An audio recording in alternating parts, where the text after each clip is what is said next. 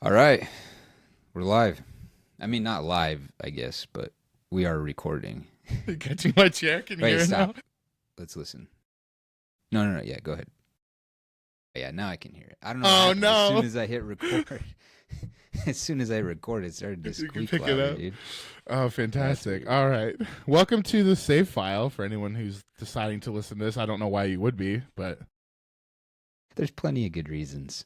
We're talking about life, philosophy, journeys, exploration, not the Amazon kind, but you know, yeah. or Machu Picchu. What other good exploration sites are there? The Grand Indiana Canyon. Jones, Grand Canyon. Indiana Jones. Just the whole franchise. Yeah, the full Temple of Doom. Maybe not Uh, Kingdom of the Crystal Skull. well, let's not knock it. No, I don't hate it, but other people do. You got to give Shia LaBeouf some credit, you know? Yeah, I thought he was fine in that. I never saw the new one though. After his Just Do It, I was a big fan. I wasn't always a big fan of Shia LaBeouf. Even Steven's pretty good. But once he did Just Do It, like the hmm motivational speech, 100% sold on Shia Voice of LaBeouf. a generation after that. Yeah, man. He's the best. Like, whenever I'm having a hard day, just crank on some Shia LaBeouf. You know what's funny? I feel like I haven't seen that meme in a little bit, and I think it needs a resurgence. I think it needs to come back like Especially this, 2026. yeah, like this day and age, we could all use a little bit of that, you know? Just since COVID and how just the world's all upside down and there's like an orange guy in office, just weird stuff going on, man. You could say that it's Uh, broken. Weird segue into what we're talking about it is a today. little broken. Yeah, let's segue it. I don't know how to pronounce this word, so I'm gonna let you butcher it for us, and then Oh, we can man, get in. I looked up the enunciation too, and I forgot. It's like it was Kintsugi. I think you don't say the T. I believe it's like Kintsugi. Silent T. Okay, Yeah, I think so. Kintsugi. Let's see. Hold on. That's Yeah, appropriation. Japanese Japanese art of repairing broken pottery with gold. Okay. Pretty So simple, but sometimes silver, sometimes platinum. I read. So I did a little research myself, different kinds of metals, but I think really those three, primarily gold, right? When you see the pictures and the, you know, the videos and stuff, people doing it, it's gold. Well, that's why don't you tell us, Chris, what it's about? What is it's. I the mean, craft? the reason that like this even came up and we were talking about like what we wanted to talk about, very meta. I was thinking just about all the different aspects of my life that feel like they could be broken, whether it's like day-to-day stuff that you see, yeah, all day every day on the news, whether it's people like things going on in your life, or it could be like work stuff, could be mental health, could be anything. I remember going into, I think it was like an antique store me and Sarah, my wife, were in, and I saw like a pottery, and I was like, I totally butchered the name then. I was like, this is the Kintsugi thing. And I was like, this is really cool. I was like, I love this. And I really got stuck on it for like a day and a half. And it doesn't sound that long, but it was really just like, it was annoying to the point where Sarah was like, all right, like, I get it. Um, which is fair because I talk a lot. So I was like, this is really cool. And I researched into it. And it's basically like a powerful metaphor about like resilience, imperfection, identity. I feel like it's obviously an art in what it is with pottery, but I feel like it's a huge metaphor for a lot of things that we deal with on a day to day. I thought it'd be interesting. So I feel like we can kind of maybe break into a little bit like what it might mean to you personally to view something, and I can answer the question as well. We can kind of go back and forth, but just curious from you from a personal perspective, what it means to have something that's broken and you can find like new beauty in it and like resilience in it, or new life, so to speak. Yeah, it's a good question. And there's a part of me that's got like a funny one that came to mind, and then like a more serious Oh yeah, hit me with it. example. The funny one is that my kids went to the doctor's office on last Friday, so like I don't know, couple over the weekend, three days ago, and they got these little like it's like an old school toy that had like a little foam ball on top, and you like push a lever and it like shoots the foam ball off, but it's attached with a string. You ever seen those? The ones in the doctor's office, they go like this, and you go like you move it No, no, no, around, no. and Sorry, it's a toy they got to take home. So it wasn't like a toy to play with there. It was Oh, like a wait, the thing where you little, like squeeze it and it like flies out. yeah, it's like this one had like a little lever and there's like a spring inside and it shoots this Oh, like foam ball off, but it's on a string. So you just like clip it okay. back down and you can keep doing it. But they're like, I don't know how much you'd pay for them. They probably cost 50 cents for a bag of 50. It's like a penny a toy. Yeah. They sell it China, for $15. Yeah. yeah, and China is like, yeah, no, they're making it for even less than Yeah. that. So it's real garbage. But the string broke on one of them, like after 10 shots, and Naturally. yeah, I was like, you know what, this is actually better because I can now launch it across the room at like 7 feet. Like this is kind of cool. Yeah. So, sometimes stuff breaks and it's actually like the utility of that thing changes in that moment. So that's kind of some actual things that break, right? Physical objects. Yeah, and you things might get like that. secondary use out of it in a new way, whether it's like an enhanced way or like Yeah. I don't know, like something that you would hold stuff in, or it had something like you would use it for, and then you don't put it in. I can't use words today. You would have something maybe that would have like a hollowed out section, and then maybe you don't use it later, and then you can use it for like cookies. Like I remember, like my parents and grandpas used to put cookies, or they put would they store like mail in those like cookie tins and stuff like that. It's like reusing it, finding new purpose. Yeah. Yeah, the cookie tins are good. We're doing cookie tins at work right now. So that's a great example. And yeah, older people put like sewing stuff in them, right? Like That's they what use it them for, like, is. Sewing kits stuff. Yeah. and stuff like that. So that's a little bit different. Like I guess what we're talking about there is more like reappropriating the That's object true. for That's some true. other use. But We got I off on think a it's tangent. still, no, I think It's still in the applies. ballpark. It's in the ballpark. Yeah. But what's I your was- more meaningful? What's your more meaningful? Yeah, the more thought? meaningful. I forgot it. It's my fault. Dang. We'll take a second.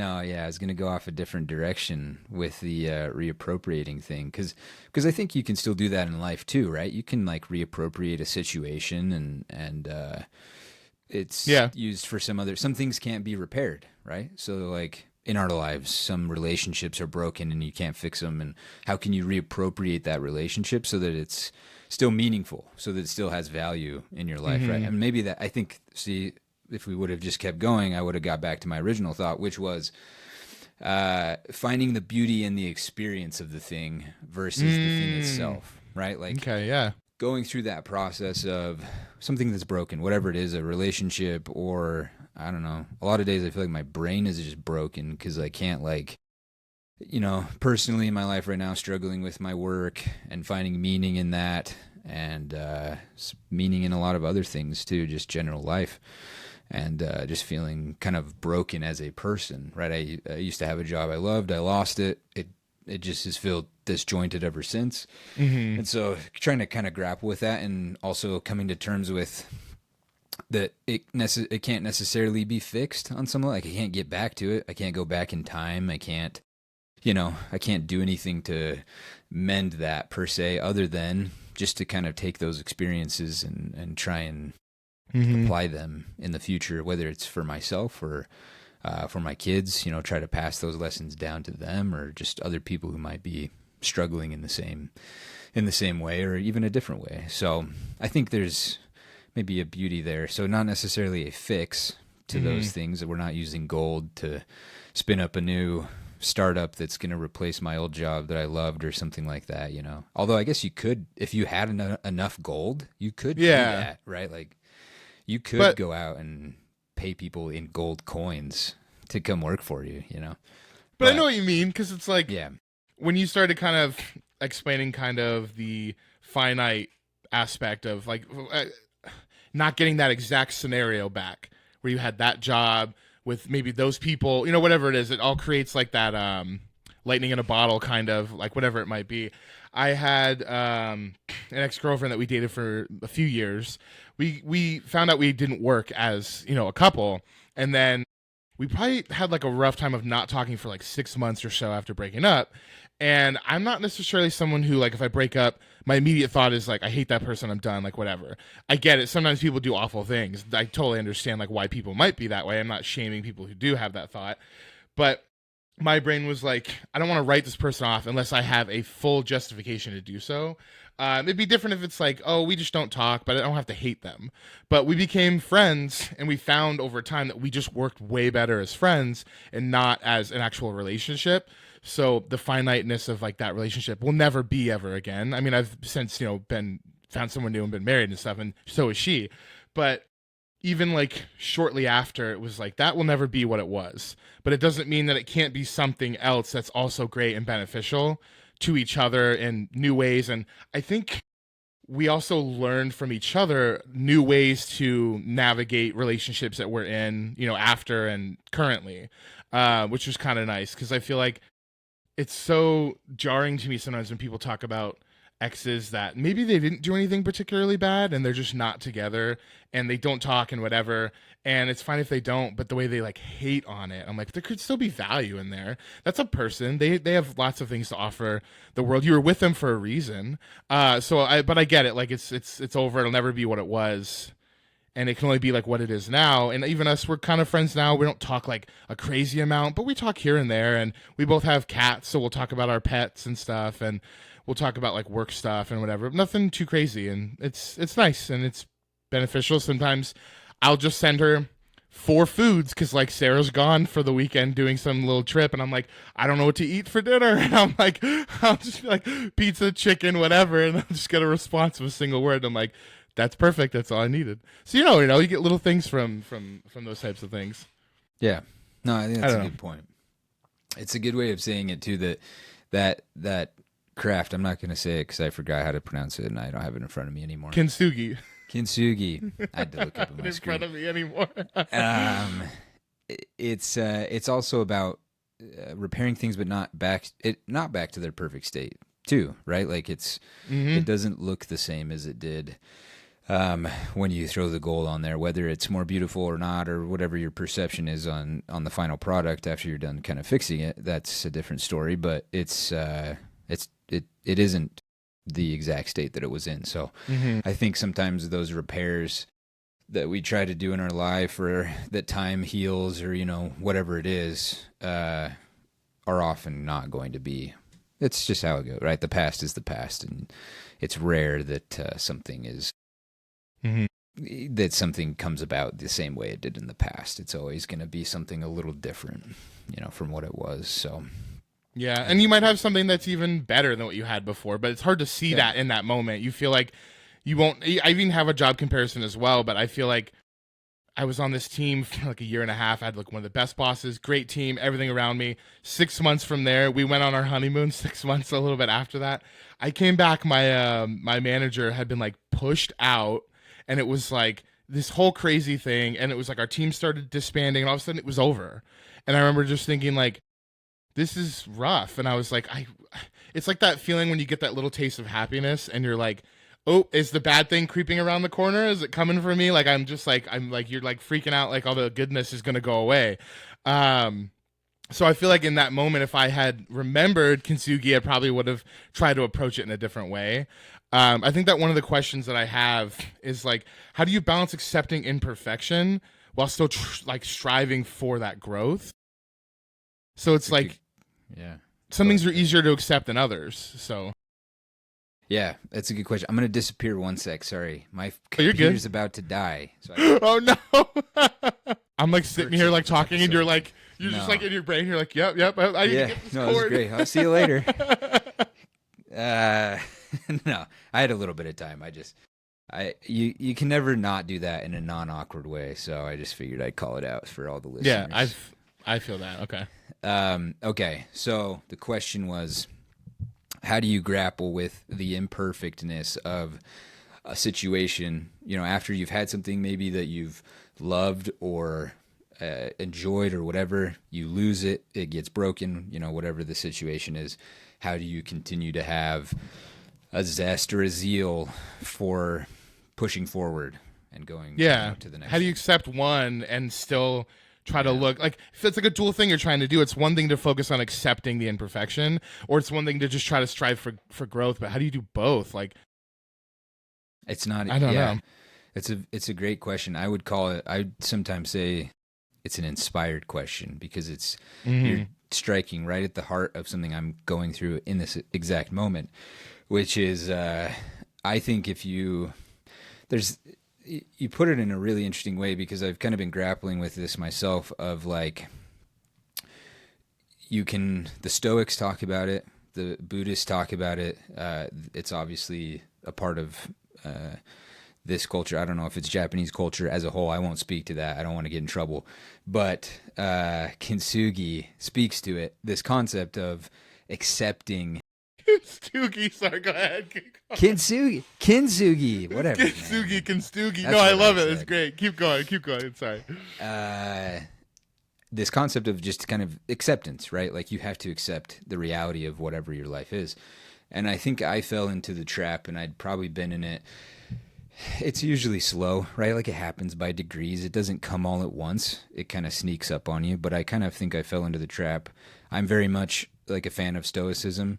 And so that concept of acceptance and like just kind of dealing with life being something to act and not be acted upon, or like I get to choose how I respond. I don't get to always choose what happens to me, but I get to choose how to respond to it. Right, the reaction can be valuable, yeah. Yeah, and I think the Stoics meant all that, but I think you can also get a certain message that's like, okay, just accept it, and that's your life, and you just have to like. And for me, that led to a lot of apathy, right? Like I got to a point where, and when I say I got to a point, like I'm still in that, and I'm just like within the last week kind of starting to get my head above water and see like, oh, I've been apathetic for a long time. Yeah. Like about, not like it started with work, but then it bleeds to other stuff too, right? Like my family and hobbies and things I used to enjoy that I just was like, what's the point? Like, I don't know, like nothing's changing, nothing's happening. Sure, whatever. This is just my life, right? So I think it's a great question, and I don't know a good answer necessarily, because I'm still fighting through it, right? Like my apathy is getting better, but it's probably at its lowest, highest. I don't know what you'd say apathy is, but its highest point since I was in high school. You know me in high school. You can't get much more apathetic than Shayler in high school, so I'm doing better than that at least. Yeah, so it's not like you're not like rock bottom. Yeah, you're not. Good description. Not of that you were in high school. Not that you were rock bottom before. I know that because I remember you definitely felt like you were at rock bottom, and I totally got it, because especially at that point in your life, like you're so focused on what you want to do, and we don't even know what we want to do. I know that there's the whole thing about like your frontal cortex doesn't even really like fully develop until you're like 25, and we're supposed to be 17, 18 years old, and we're supposed to be like, what am I going to do for either the rest of my life or the foreseeable future? And it's a stressful thing to think about. And I'll be honest, I knew very, very few people who did know what they want, or even doing something remotely the same that they were doing then versus now. Actually, a funny example, I was on either TikTok or Instagram, and do you remember who valedictorian was at our school? Do you remember? It was Dane. Do you remember Dane White? Yeah. I believe he was valedictorian. I could be wrong. He could be the secondary one, but he gave the speech, so I think he was valedictorian. Can I ask a serious question? What? Is someone going to get mad if I ask this question? I don't know. Pretty hard to tell right now. I don't know. Was he Asian? No. He wasn't Asian? No, he was black. No. What? Are you sure? Yeah. I just remember I graduated last in our class, so that's my... That's my takeaway. I wasn't like high up there either. We had a lot of people in our class. We had like 700 or 800 people, so it wasn't easy to be first anyway. It wasn't easy to be last. So I'm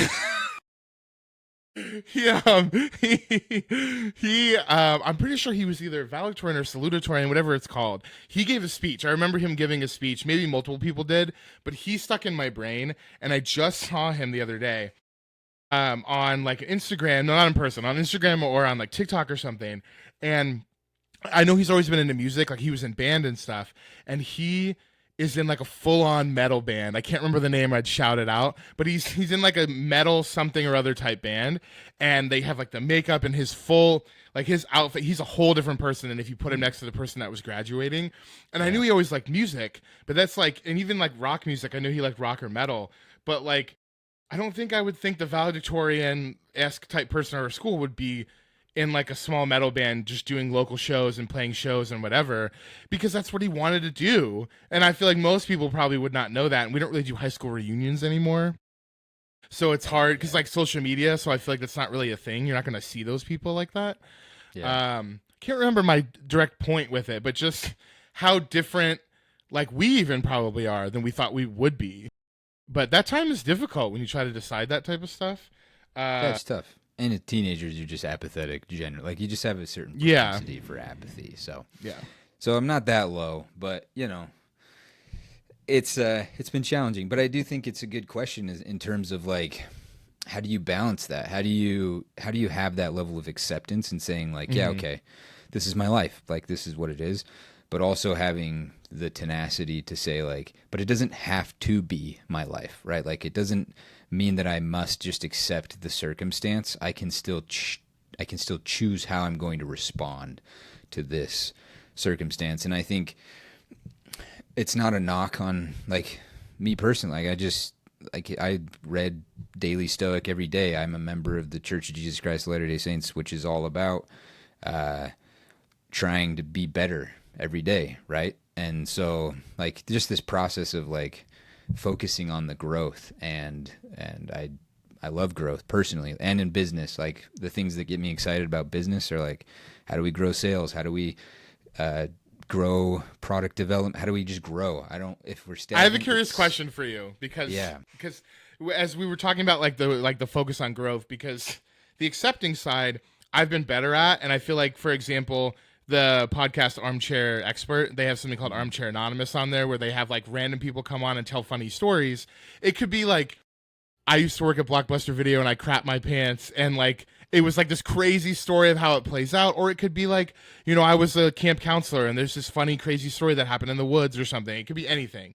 So I feel like that is something that's helped me, where it's like, if something bad happens to me, now I can submit this story to possibly be on Armchair Anonymous, which is kind of dumb, but it is something that actually makes me feel good about bad things happening, because I'm trying to get the spin. But the growth part, I do feel like, and it's probably particularly, it's our race in general, like the human race, not the white race, the human race. It's particularly like, it's like a U.S. thing, probably specific as well, is that we're very obsessed with growth. And don't get me wrong, I definitely, there's a lyric that's a Ben Rector lyric, and it's lost on me right now, but it's something about growing, and I'll have to look it up and share it with you. But it's gonna bug me. I'm looking it up right now. And it's like, it's really good because it resonates with me, but I feel like at the same time, sometimes I'm a little tired of always trying to grow. Like, I'm not saying let me chill for 5 years, I'm not going to do nothing, but I just feel like I want a breather. Like, even at work, everyone's just always like, go, go, go, we got to do the next big thing, especially like with AI and everything now. I'm just like, I just want to breathe for like a second. I just feel like everyone's always obsessed with growth. So I'm curious, do you feel that growth, what's the right word? Either oversaturation, or like, do you ever feel that where you're just like, because you like it, like you said, that's something that's in your, and I don't dislike it, but it's like in your wheelhouse. Do you ever just feel like, I do kind of need a breather for this? Have you run into that, or do you still feel like you're like hungry for that growth in any aspect all the time? It's a good question. I think I am. I feel like I do tend to be hungry with it all the time, but I think that is, I was going to say detrimental. I don't know if it's detrimental, but I think there's immense value in not just slowing down and being like comfortable with maybe growth. And I wouldn't even consider it not growth. It's just you're not talking about the manic hyper growth that everyone's so excited about. You're almost kind of approaching growth from a different angle, a little bit more intentional, a little bit more thoughtful of like, look, I'm going to take a step back from all this noise, and I'm going to just kind of get real serious about what's important to me and kind of focus on that for a little bit, right? Like there's intentionality in that, and I think that's super valuable. So I wouldn't even necessarily consider it not growth, but I do think that there is an important piece in what you said, in that we should get comfortable with not growth, because it's going to happen to us a lot, right? Like I think that's part of what makes my current predicament so hard, and probably a lot of people's, is that like you want to be growing, and when you don't see progress, you get frustrated, and the more progress you don't see, the more frustrated you get, and the more frustrated you get, the more progress you don't see, right? Like it's this kind of doom cycle of like, I'm not progressing, and because I don't feel like I'm progressing, I'll put in less work, and then I don't actually keep, like there's just, it just Right. kind of is this self-defeating cycle. And so I don't know that I feel personally like I need less growth, but I do think there's huge value in what you're saying a little bit, I think, which is kind of that more intentional thought, of let's think about how we're growing versus just whatever the newest, coolest thing is, and we're just going to run towards it as fast as possible. But also that lesson of life that's really hard to learn, and that I don't know that all of us really learn, which is like sometimes you're not going to grow, and it's going to suck, and you're just going to have to kind of it's kind of that acceptance, right? Of like I need to learn how to accept a little bit that like I love growth, I want to grow, I like growing as a person. If I'm not growing, I feel like I'm not fulfilling my purpose. But that's life, and I need to find a different way to internalize that, so not necessarily Sort a of, direct answer to your question, but that makes sense. You're basically talking the difference between like steady versus rapid, and rapid is kind of what a lot of people are focused on. That Yeah. is kind of what I was thinking about to that extent. It's like they just did a documentary on The Biggest Loser, the show that where they like did the weight loss competition. Yeah. And I remember I watched that here and there in the early 2000s or so just for entertainment, and I remember thinking like, oh, this is like a well-spirited show. I was like, oh, this is a good idea. And then there was some part in season, I don't know, 5. Reality TV shows, they always have to amp it up. They always have to make things worse. So they started giving them temptations, and it was like, the whole thing is to lose weight, and they're like, but you can gain points if you eat these cupcakes. And it's like, what is this? No, that's not the whole point. So the show was never amazing, but it got worse and worse. Yeah. And they did a whole documentary. I watched part of it. It was nothing super like interesting that we didn't know as the public. It was just kind of like people talking about it. But that was like this obsession with that rapid growth. And they used to talk about how many people would like resort back to the weight that they were, or like close to it. Like they would be 600 pounds and they would drop to like 200, 220. And then they're on this documentary, 10 years later, and now they're like 500 pounds again. And it's because they didn't do the steady, valuable growth. And I found that quote. It's from the song Wreck by Ben Rector. And I heard healthy things grow and growing things change, which I think is a good thing. Like it kind of goes along with the Kintsugi, I almost call it something else, like the accepting of change, or like that things do change. And I know that's like a different kind of avenue, but even just using like the bowl as the metaphor, you're like, oh, my favorite thing broke, and I see it fall, and I'm like, but we can use that still. It's like, it looks like you can't right now, and that could be something in your life, like you said, like how you're feeling kind of stunted or stuck or whatever it might be. And it's like, I have all these great things inside of me that I can still use. Just doesn't feel like it right now. Hence, like the kind of stagnation or whatever you want to say. Yeah, you're a poet with the words tonight, man. You're just pinpointing my deepest thoughts right now. That concept of like, what do you got? Whatever you're about to say next is going to be awesome. I was going to say we should start a separate podcast where we just our ASMR and we just go Kintsugi. Yeah, Kintsugi. We just say a word over and over again for an hour, and that's all it is. Not even separate. We're just in this exact same scenario. Yeah, 10-minute break. Same word. By the end of it, it'll be a pro. Yeah, we'll be great. So, but yeah, what were you saying? No, just that concept of having those. There's things inside you that, like, like I'm in a different industry than I was previously. That's probably going to happen to a lot of people, by the way. Like, it's probably happened to a lot of people already. It's going to happen to, especially with AI. Like, it's going to be this kind of persistent thing, I think, that's on the horizon. But I was in the service industry, and now I'm in product. Like, I make a physical product and I sell it to people. And so it's hard. Like, I feel out of place. I feel like I don't know enough. Everyone around me has been in the business 20 years, 25 years, 50 years. Like, they're just, they know. Is that your biggest thing? Is it like you feel like an outlier? Or like, what's the thing that goes through your head on a weekly basis where you're like, I don't fit, I don't feel like I'm gonna fit? Like, what is it that like you kind of always go back to? What's like, if you think of the one thing that always sticks with you? Probably maybe it's that stuff under the umbrella of like, it's very hard to change things in this specific spot I'm in, right? Like, and that's perceptive more than anything. Like, it probably actually in reality is difficult to change. I've just, to be fair, I haven't even really tried, right? Like, so it's on me. Like, I haven't actually put my foot, forward and tried to make any adjustments, but it just feels that way. Yeah, it feels very difficult to change. It's a business that's been around for, 55 years.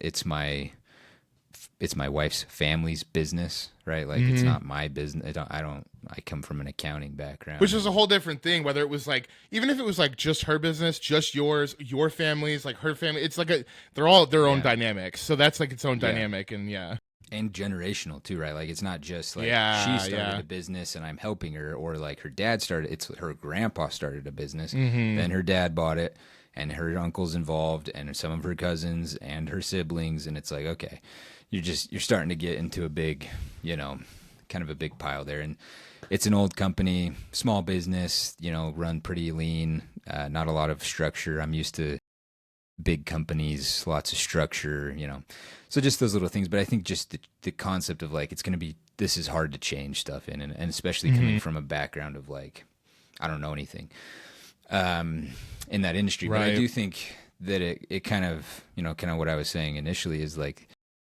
there's pieces of me that still really understand the service side of the world. And like, when I have old colleagues who have gone on to do something else, they went out and bought a CPA firm, or, they're working at some other company, and they call me and say, hey, I'm kind of struggling to get people on board with this idea. What do you think we should do? And it's like, oh, I feel great. I feel like I can contribute.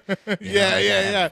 Like you're at the table, but you're not just at the table, but you have a voice. You're like, oh, yeah, I have like a part to play in this. Like, I'm in the band, I play the drums. Like, this is like, I make sense here. Yeah. But only in like the sense that I come in for one song and play it, and then I get it. They like, hey, all right, get the frick out of here, dude. Yeah. It's like that, but it's a good feeling. Yeah. It's a good feeling. It is. It's like the feeling of like being needed, or if someone asks you for advice, it's like, oh, that feels good. It feels like I have some value, even if it's just for a moment. It feels great. Yep. No, 100%. That is the scenario there. So, yeah, I think it's tough, but having those pieces of you that are broken, but still being able to sometimes kind of piece them back together, even if for just a minute, to provide value to somebody else, I think is a great feeling. So, yeah, I don't know, Kintsugi. If I say it enough, I won't mess it up. No, I think we've got it the last like 3 times. I think we've actually gotten the phrase. Someone that's listening to this is like, I know that word. That's not even close. That's not even close. Do you think? Go ahead. No, you go. You're killing the questions, and I feel like I gotta get. It's like I'm the guest on your podcast, which is okay. Honestly, that'd probably be better. But if we're trying to co-host this, I gotta throw at least one question your way. Yeah, go for it. I have ADHD. I'm never not gonna talk, so cut me off all the time. That's good, because you're good at talking, and I'm not necessarily great at it. So your questionings you're prompting me to get into it, and you're just kind of playing off of it. So it's good. But I did have a question that maybe it's too close to kind of what we were just talking about, but I was kind of thinking about it as I was looking at this topic. But the other thing about this method of fixing pottery, I'm not going to say the name, this method of fixing pottery is that it takes time, right? Like I just talked about how I'm in production. I'm making a physical product. Business in general, it's always about how fast, right? How fast can we get this done? Yeah. Efficiencies, all this stuff. But the very nature of like putting a pot back together with gold, melted gold, or melted silk, like a melted metal, it takes time, right? And you want to do it right. Yeah, it's a process, and you want to do it right, like quality over speed for sure, right? And it's also enjoyable, right? Like people aren't doing it because it's hell, right? Like they want to be doing that craft. And so the flip though is that in our own lives, taking broken things and trying to piece them back together can be hellish, right? So like, it feels very daunting. Yeah, it's not fun usually. Like it can require some pain and some, digging deep within ourselves to kind of figure stuff out. But I I don't know. There's not really a question there other than just like, what do you think about that concept of like the time it takes to go through? So there's the time in the craft, but like, how does that apply to us in terms of, the time it takes to go through fixing something broken inside of us? Yeah, I feel like time is one of those things where it's like it is kind of the currency of life in every aspect, because whether it's like when you're younger, remember when summer used to feel like a year when you were like 10, and now Yeah. summer's like, oh, it's like 2 months ish, give or take, and it's like Yeah. not even remotely the same. And then I talk to people at work that are 20 years older than me, and they're like, I'm going on like a trip or whatever, and they're like, oh, I wish I had done that or whatever when they're like, when I was your age or something. And I'm like, and they talk about how time has moved so quick, and I'm like, I can see that it's moved fairly quick for us, but I also feel like I have found a way to be a little bit present.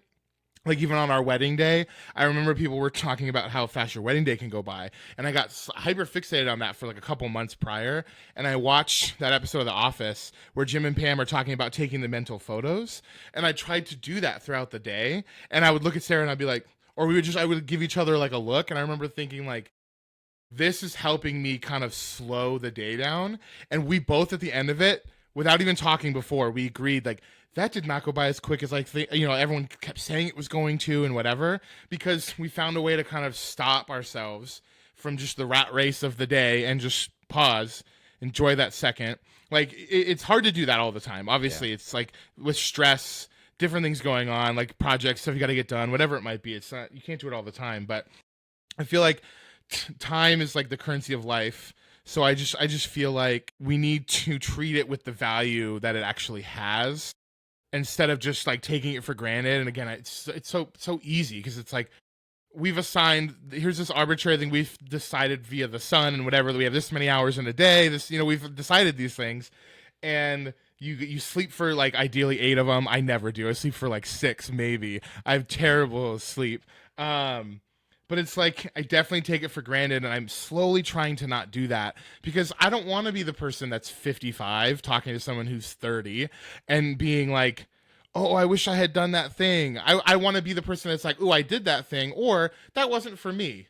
So I'm trying to view it in that sort of way. I don't know if that quite answers the question, but I think time is valuable, and people know that it is, but I think it's more valuable than we're aware of. It's kind of like drinking water. Like I have this giant 1-gallon thing of water I've been drinking out of, and I drink out of it every day, because I used to drink out of something that was more like this size, and I was like, that's enough water. And then all of a sudden I was like, no, it's not, because I was trying to like shed weight and I was struggling, and then I started drinking like these huge things of water, and I had dropped like 60 pounds, and I was like, oh, it's like the oil, like my system needs it. And it seems dumb, but then I keep telling people, like, I'm a cult leader, drink more water. They're like, I got this big thing. I'm like, no, more than that.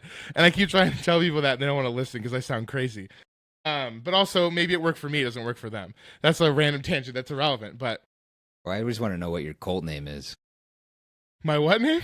Your cult name. What'd you name your cult? Oh, my cult name. Yeah, your cult. I thought you said cold, like with a D. I was like, Oh, cold name.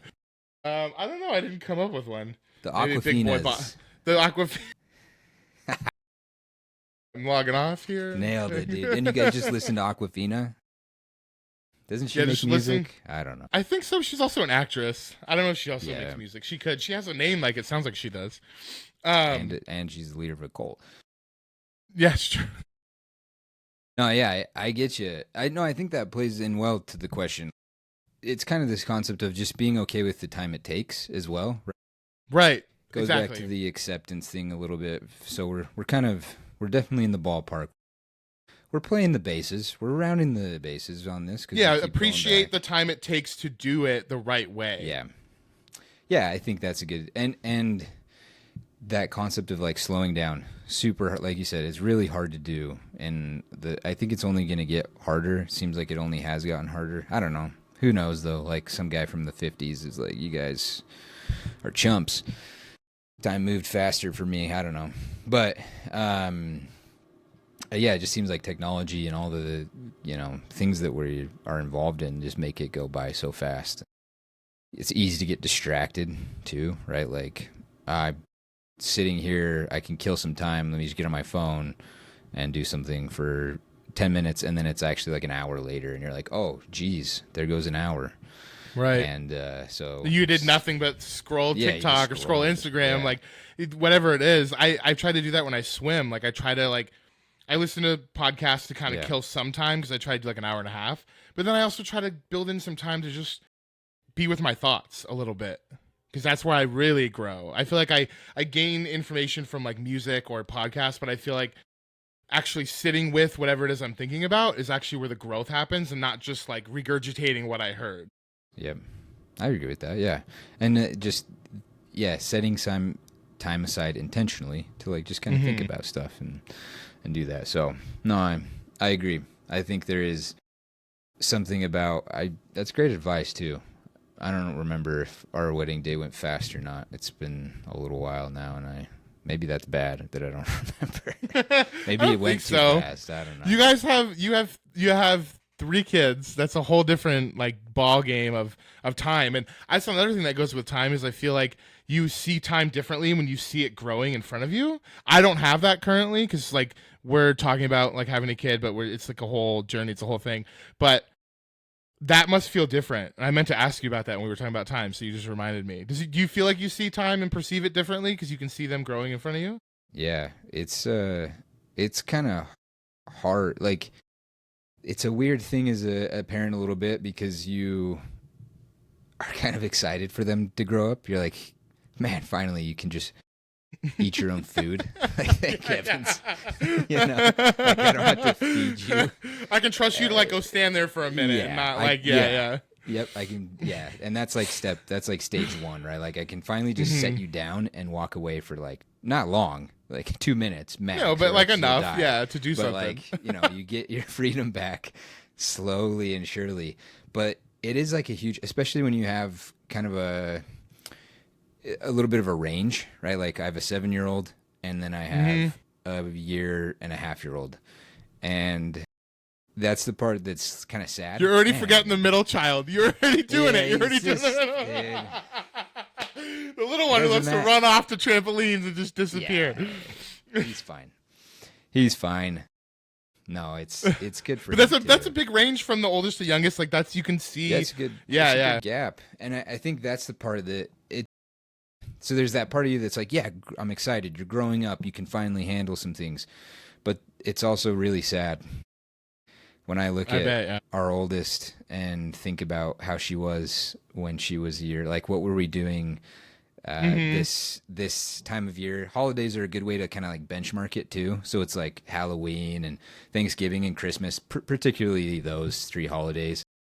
Maybe that's just because my kids were kind of born around that age, that time. So like their birthdays kind of lined up. Like here's a year and here's 2 years, and but just thinking back to like what she was doing at a 1.5 or a year old compared to the young, like, and what she's doing now, you know, going to school and just a different kid, right? Like it's just like, and my oldest is my only daughter, so it's a little bit like my little girl is getting older and it's hard to swallow. But yeah, time moves incredibly fast. I think when I put like my kids' lives in perspective, it's like, man, just yesterday she was, you know, pooping in her pants. I don't know what movie you're like, well, except that one. No. I don't know if it's from a movie or a show, but there's a pop culture reference coming to my brain that he goes, seems like just yesterday you were like on my lap, you know, doing whatever. And then the line is like, and then I blinked. And then it's like all of a sudden that things are like so much different. It's like when you think about your own timeline, you're like, yeah, 2 years ago, you know, we went and did this thing or we went and did this trip or whatever. But like you take into account like who they were 2 years ago, which is probably drastically different because kids grow so quickly. I think that's a big part of it, is that their growth is different, right? It's actually a really good way to sum it up, is that like if I think back on myself 2 years ago, it's like either one of two things. It's either like, man, I used to be better than I am today, like I suck now. Or like I was different. Like it hasn't changed a whole lot since then for me. Like I'm doing mostly the same stuff. my guess is that if you really put a magnifying glass to it, you'd find that you learned some things, right? You had some hard lessons. Tons of micro whatever. changes. Yeah. Unless you're someone that's like Bear Grylls living on the edge, or even more so Bear Grylls cameraman who's living on the edge even more, and you're constantly doing things and change. Like that's like you can see that change a bit differently. That's but true. 99% of us aren't going to live that life. Yeah. For probably good reason for the most part, but I think so. Yeah, it does something to your psyche, that much trauma, I'm sure. that many beetles, all that stuff, yeah. And just your digestive system alone. Yeah. 2 years ago, I used to be able to eat ice cream. Now I throw up every time. You know, I don't know. Whatever. You're like, I can't eat regular vanilla. I have to put bugs in it. Otherwise, I can't eat bugs it. in it. Something like that. But yeah, I think for the most of us, for most of us, it's like those changes are small, and so it's hard to see. But kids, yeah, it's like from 1 year to like 6 months. Like from newborn to 6 months is massive change, and then it, you know, even it from 5 to 6 year old is like pretty big changes. So yeah, I think you benchmark time differently with them. Yeah, even when you look back, like my wife has sisters that are like a few years like younger. Both her siblings are, was it 3 years and then 5 years? Which 5 years is my gap to my sister, who's the only daughter in our family. And and I just remember thinking like, when you're 19 or 20 and you're like, I know I'm not like an adult, but like I'm an adult. And then when you're like 25 and you look at 19-year-olds, like, and then when you're 30 and you look at a 19-year-old, you're like, get out of here. You're like, you're not even close to being an adult. Like you look like a 12-year-old to me almost. Like it's just so crazy. Anyway, I had one other question. I don't know if we're about to like wrap or soon because we're at like 46, 47. We're at 46. Yeah. But my last question that I really had was, do you think, and this is kind of in relation to just like emotional intelligence, it could be like work, it could be like our lives. I know we have similar dad journeys in certain ways. Do you think that like vulnerability is a form of kintsugi? Like, because you're not fully repairing it, but if we can be more vulnerable than like our dads were from their generation and so on, like that's kind of the ideal. That's what you want to do, right? You want to try to always be better, and you want your kids to be better than you are in certain ways. So do you think that vulnerability is a form of kintsugi? It's like a form of rebuilding and finding beauty and things that are broken, even if it's just about you or about one aspect of you. I feel like it probably is. Yeah, I think so. I think the word that came to my mind is, as you were talking about vulnerability, was almost more like empathy. Like just you've experienced something that maybe wasn't ideal for you. And that's honestly not even to say that that person who impacted you that way was a bad person or they did it wrong or whatever, right? Like everyone's got their own life to live and things happen and you just have to kind of... Most people are trying to do the best they can with what they had or what they were given, yeah. Yep. And they may be honestly trying to help you, but it just didn't have the impact, right? Like for you specifically, it was just not the right way to help, and that's okay. Right. But I do think it definitely increases my awareness of that, of like, oh, that's how my dad did it, or that's how it went with my dad or my mom or other people in my life, and I didn't necessarily like that. So I'm going to try and do it a little differently, right? I'd like to be open about that too, right? Like, I think like don't just say I'm gonna switch it and do it my way. I want to do it. Be like, I gotta be open to a few different ideas. I don't want to be the my way or the highway guy. Just in my way now, not like his way. Yeah. Yep. I think that's where that vulnerability piece comes in. Is like, it's less about like being empathetic and saying like, well, I didn't like how they did it, so I'm gonna do it how I perceive that it like needs to be done, how I feel, right? Like how it would have worked for you, maybe. Yeah. Right.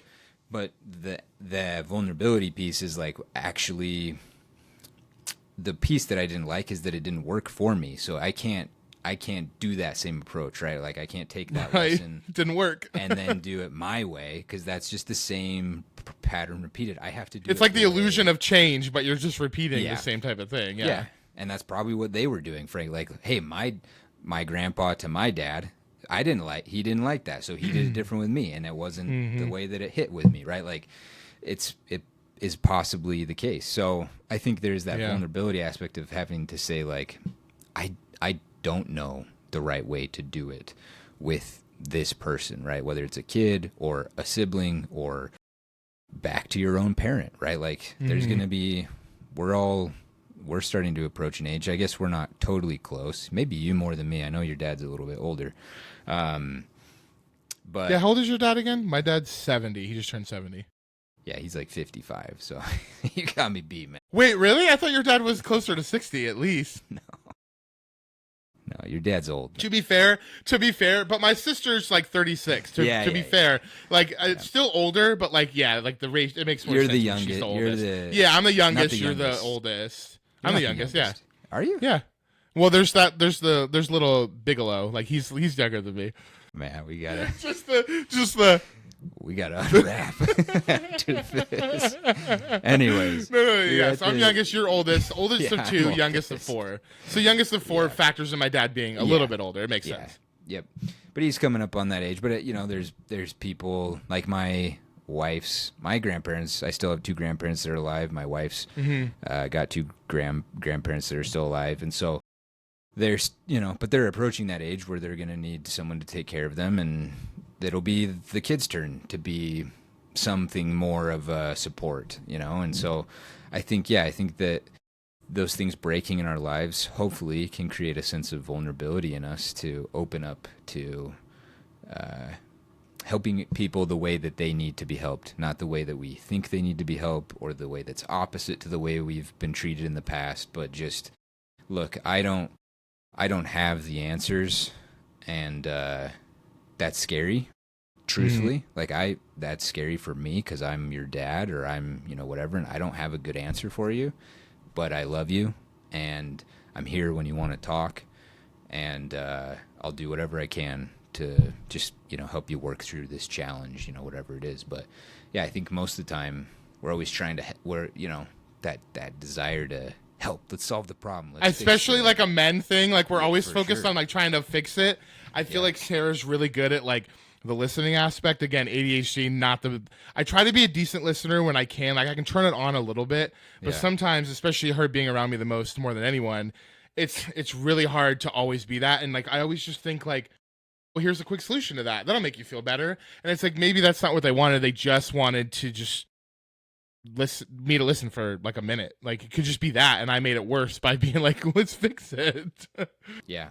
No, I agree. I actually think that's one of your superpowers. I don't know if it's because you have ADHD and you've had to work extra hard at it, or whatever. But just as a gushy moment on our bro podcast right now. It definitely has its pros and cons. Like the fact that I can also get over something so quick is beneficial. Like me and Sarah can get in like an argument about something, and I will be like feeling upset, whatever. We kind of might break off a little bit, and then I'm ready to come back in like 10 minutes, and I'm just like, all right, we cool? Like not literally that, but more or less. Like I try to be like, okay, blah blah blah, and she's like, she needs more time to stew in it, and it's like taking time for me to figure out that we are just very different in that way, and that's totally fine. Because at first I was like, how can she not just get over it? And I'm like, I had a therapist at the time, and she was like, well, you get over things quicker. Your brain is just like, it resets almost. And I'm like, I guess that's true. I'm not like choosing to be like, I'm happy now. It's like, no, I just feel better all of a sudden.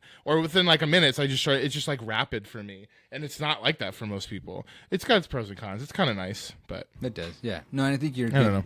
I think you also tend to listen to the things that are important to people, right? Like I try to like the big stuff. Yeah, I feel like I can be good at the big stuff, maybe not the small stuff.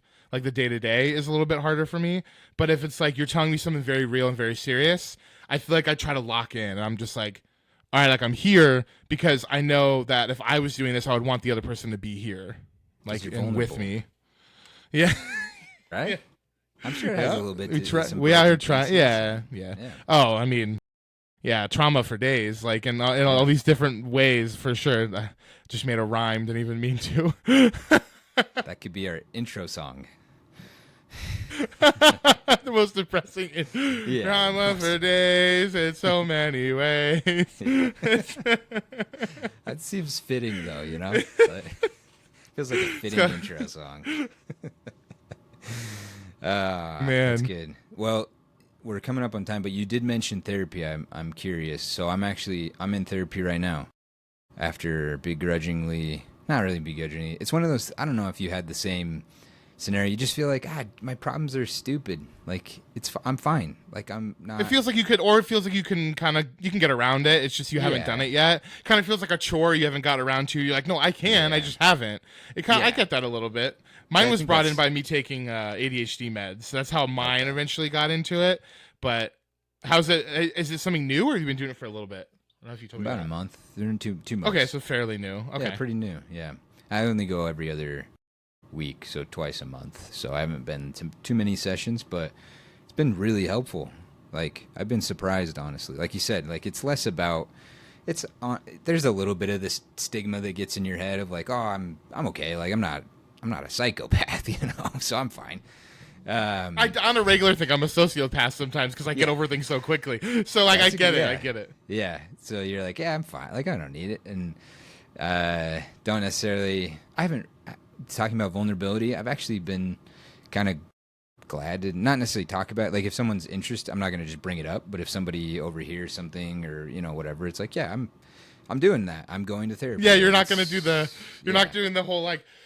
And then someone's like, what? You're like, so therapy. Therapy was great today. No, yeah. But if somebody brings, like, it's not like, it doesn't feel like it needs to be a secret or anything like that. And, but yeah, it kind of, the chore thing resonates. I think it was a little bit that of like, yeah, sure. Like, I know it's not a bad thing. People do it all the time. It's great. It's lots of people find it valuable. It's awesome. I'm kind of busy. I didn't want to go. Whatever. And that first time actually was a little scary, right? Like I was like, I don't know if I want to do this. I don't know what to expect, like what's going to happen. Yeah, they're kind of a stranger. It's kind of awkward. Yeah. So, you get through that, but I've been impressed with how like helpful it's been to like kind of have somebody act more just as a mirror. No one's telling me like what to do or how to change, but just like I'm talking, they're asking questions and like it kind of sounds like this and it's like, "Oh man, it does sound like that." Something like that. So the best thing I ever did was I checked out that couples therapy show. I don't know if you ever heard of that or seen it. I don't know if it's on Paramount. I can't remember.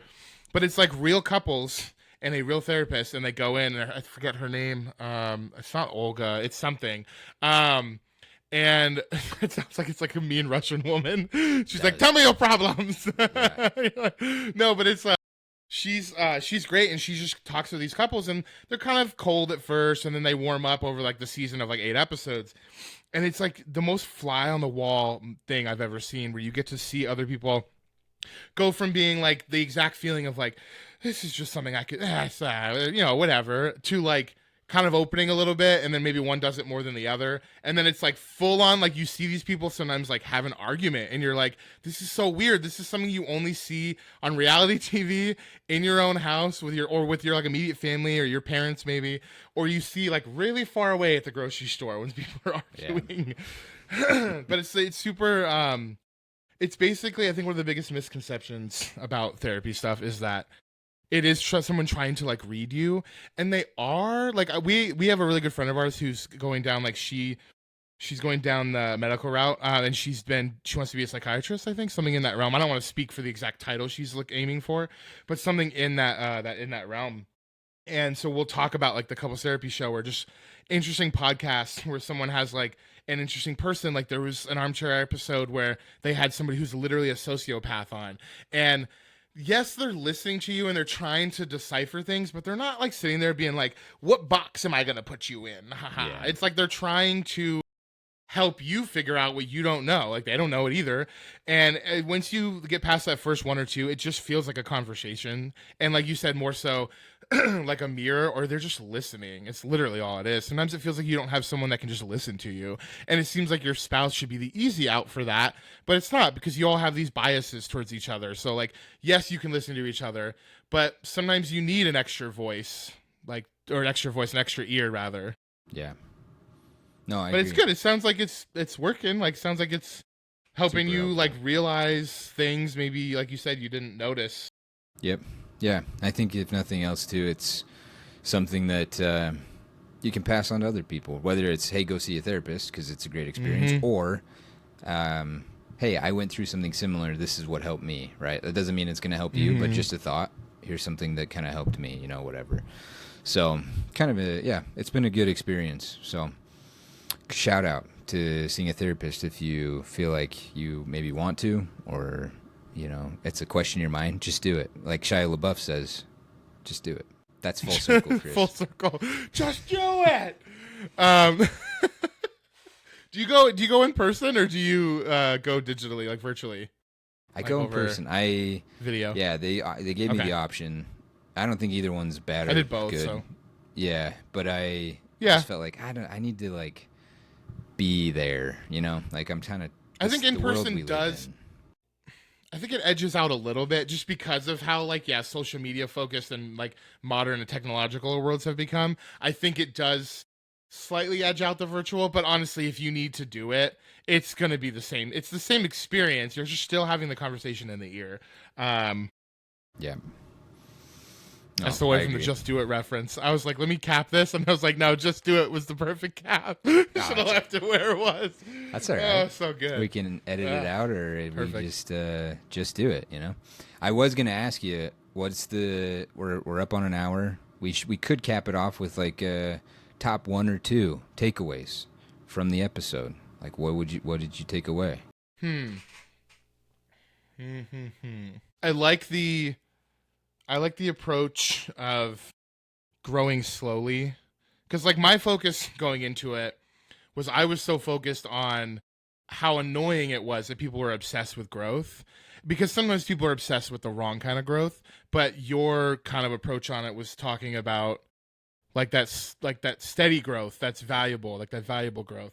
And I think that's a big takeaway for me, is when people talk about that, to try to view it that way, that maybe some people don't always mean it that way. I can perceive things the wrong way just as anyone can, but I feel like I do it a good amount, where they say something and I assume that's what they mean based off of my experience, but that doesn't mean that that's true.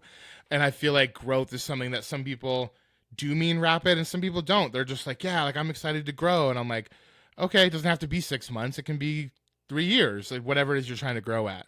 So that's probably a big takeaway for me, is like focusing on like the steady growth, and also just when other people talk about it, not assuming that's what they mean, which just makes me feel stressful. That's probably the biggest thing I would think of. What about you? There's a lot of them, man. I think the concept of, it's kind of what Kintsugi is all about, I guess. It didn't really resonate as I was kind of looking into it, but as we were having the conversation of just like, when something breaks and you try to piece it back together as best you can, it doesn't mean that it needs to even, sometimes it doesn't even remotely resemble what it was before. Mm-hmm. But in its imperfect state, whatever it is that you've kind of reformed out of that mess, and frankly, it may go through a lot of iterations, right? Like it's kind of like, it's like a Lego set, you know, like you build it and it's like, oh, geez, I forgot steps 7 through 9, or an IKEA table. Like you miss a screw and you're like, that'd be nice if I could just put the screw in, but you have to undo. Missing a screw is the worst. Yeah, you got to redo the entire thing, right? Like it's a full reset back to that step. That's like a lot of life and broken things. Like you try and piece things back together, you work through trauma, and it's, you know, maybe not quite the way you should have handled it. You got too apathetic through your acceptance, and so, you know, you got to kind of have to work backwards and be like, okay, acceptance is important, but so is valuing moving forward and taking control of my life, even though like you're trying to control the other, you know, the aspect that you can versus the one you can't, and trying to just learn that process. And so, yeah, I kind of like that concept of like things break and you try and fix them, and it's not going to look great probably the first time, maybe the second, maybe the third, but at some point, enough iterations, and you get to something that's hopefully better than it was. Yeah, perfectly before. imperfect. Yeah. Yeah. And if it's not better to some sort of standard on the outside, right, more success or more money or whatever it is, hopefully it can be better to you personally, right, because you went through that process. So kind of like that. Yeah, the Japanese art of broken pottery with gold, or Platinum or silver. Is that what you said? Platinum or silver. Platinum or silver. It makes for it's a power of metaphor, resilience, imperfection, and identity. Kintsugi, just do it. It's the title of the episode. Later. Just do it.